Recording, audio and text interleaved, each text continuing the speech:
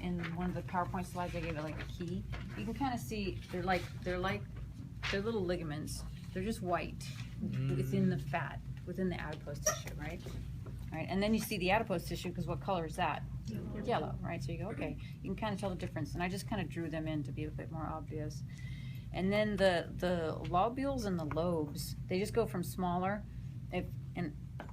If you were to look really closely, these are made, think of a bunch of grapes. Those are the really tiny ones. So the way that lobules are really small and lobes are bigger. So for example, these are all the really tiny parts. Like I said, the smallest portion would be the lobules and the bigger portion would be the lobe. Does that seem okay? And then we just follow this down. Then it goes lactiferous ducts. And like, for example, to lactate, it's about milk, right? And so what you're seeing is, see how all of a sudden the lobes, you'll see a duct? Perfect, that's a duct. That's a lactiferous duct. And where do they lead into? Lactiferous sinus. And sinus just means the dilation in vasculature.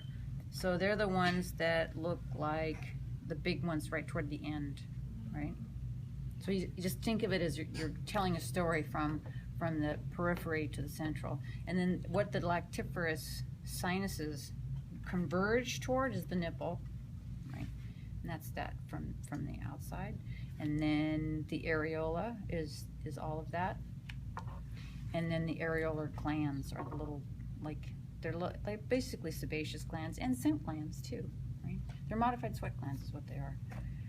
But they release, I don't mean to say sebaceous, but they release oils and other things. So that's about it.